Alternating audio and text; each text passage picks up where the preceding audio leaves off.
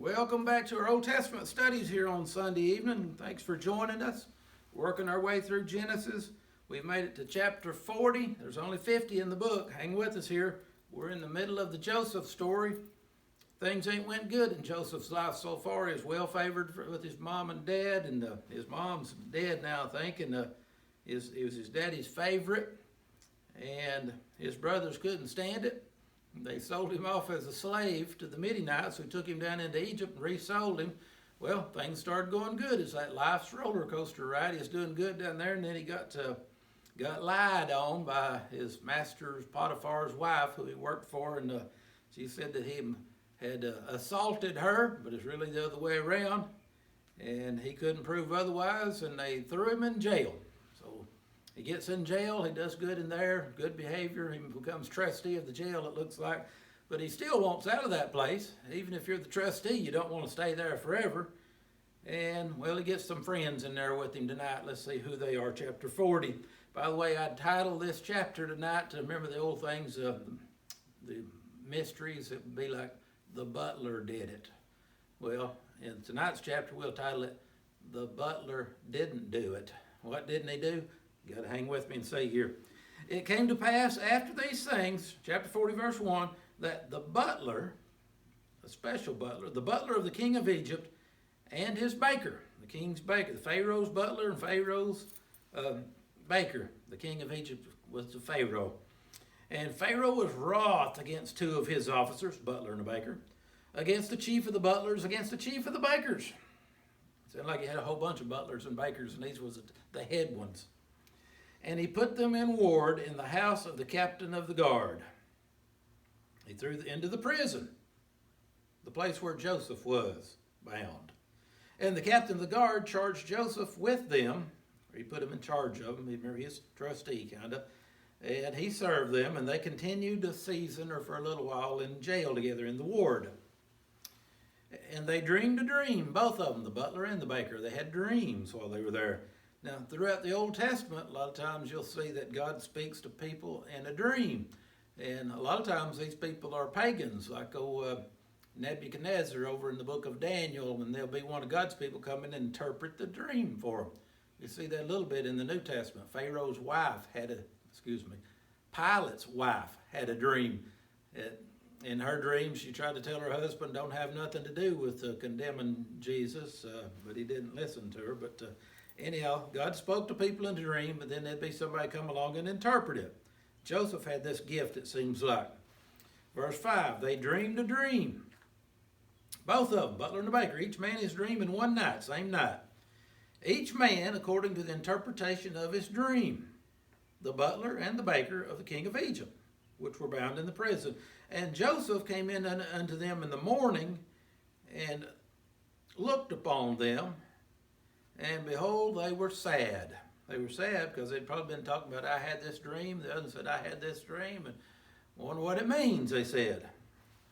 And he asked Pharaoh's officers that were with him in the ward of his Lord's house, saying, why do you look so sadly today? And they said to him, we've dreamed a dream. And there's no interpreter. We ain't got an idea what it means. It's a special dream, and it means something, but we can't figure out what it is, and nobody's here to tell us. And Joseph said to them, do not interpretations belong to God? Let me hear. Not that he was God, but I think Joseph was going to listen to their dream, and then he's going to seek God and see if he could help them with what their dream was. Do not interpretations belong to God? Tell me them, I pray you. And the chief butler told his dream to Joseph, and said to him, in my dream, behold, a vine was before me. And in the vine were 3 branches, and it was as though it budded, and her blossoms shot forth, and the clusters thereof brought forth grapes. It was a grapevine. And Pharaoh's cup was in my hand, and I took the grapes and pressed them into Pharaoh's cup, and I gave the cup into Pharaoh's hand. That's the dream.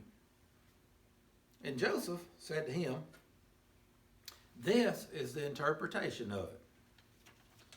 The 3 branches are 3 days. Yet within 3 days shall Pharaoh lift up your head and restore thee unto thy place. Get your stuff packed. You're only going to be here in a couple more nights. Get ready to go. In 3 days, you're going to get your job back and be Pharaoh's chief butler again. And thou shalt deliver Pharaoh's cup into his hand after the former manner when you was his butler. But then Joseph asked him a favor. He says, now when you get out of here, remember me.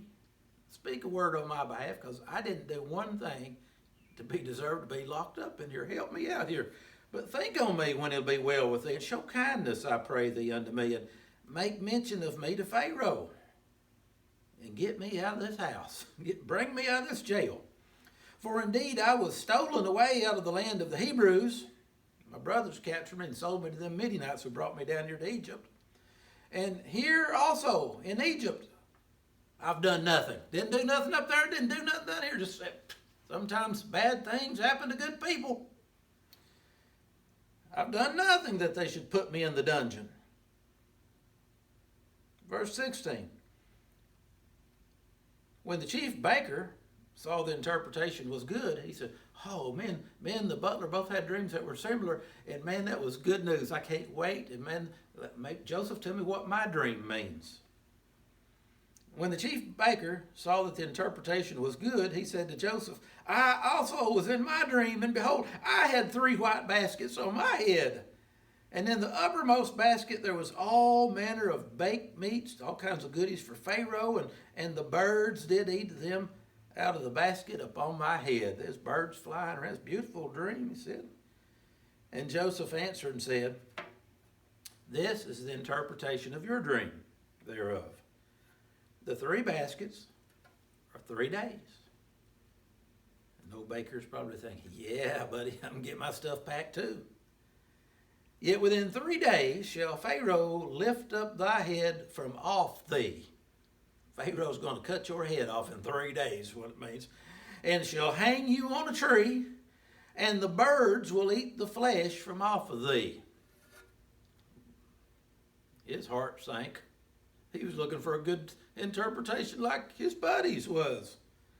Both of them had done something that offended Pharaoh. Both of them got thrown in jail. Pharaoh's in a bad mood. Maybe they spilt the wine and burnt the toast, but now one of them's dream's going to be entirely different than the other one, though. Pharaoh wasn't going to get over what this baker had done. We don't know what they did. I'm just speculating, The Bible don't tell us. Verse 20. So it came to pass, day 1 went by, day 2 went by, the 3rd day, which was Pharaoh's birthday, that he made a feast to all his servants. And he lifted up the head of the chief butler and of the chief baker among his servants. He brought them out and stood them before everybody. And he restored the chief butler unto his butlership again, just like Joseph's interpretation. And the butler gave the cup into Pharaoh's hand, got his job back. Everything's fine again. But he hanged the chief baker as Joseph had interpreted to him. Joseph didn't make the decision. Remember, he was just the messenger. This is the interpretation of it. Yet, now I started out, the butler didn't do it. Here's what the butler didn't do. Yet did not the chief butler remember Joseph, but forgot him. Remember Joseph? Says, when things are going good, you're in there with Pharaoh, tell him about me, that I didn't do nothing. I'm an innocent man in this dungeon, and I was accused of something, couldn't prove myself innocent, and then here I am speaking. The butler didn't do anything to help him out. And you think about, okay, this story that we're reading is about God's man of the day. It's like God's always got a man of the day, right? We used to have, I don't know who it is today right now, but we did have Billy Graham the century before. We had Charles Haddon Spurgeon the century before. We had John Wesley. Throughout the Bible, God always had seemed like this one man that we're reading about, and it's coming down to Joseph. But right now, things ain't going good for Joseph. He's in jail. And God gives an interpretation of the dreams for them 2 guys, and he relays God's message to them. And you'd think, okay, things going to go. That's how God's going to work, right? God's going to get that butler back his job, and that butler's going to speak on behalf of Joseph, and Joseph's going to get sprung out of prison. But no, it didn't work that way. So you think, well, what happened? Did the butler forget Joseph and God forgot Joseph too? And the answer is no. And I can only say this because I know the rest of Genesis.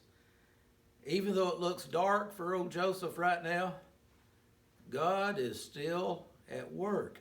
God's in these details. Now, just imagine something here.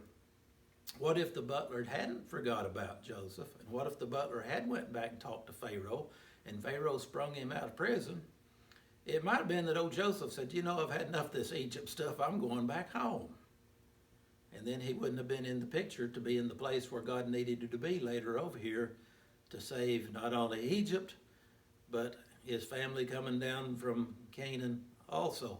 God's at work. Sometimes when it looks like things are dark and you don't understand what's going on, just trust that God's at work. He's got good. He knows the plans that he has for you.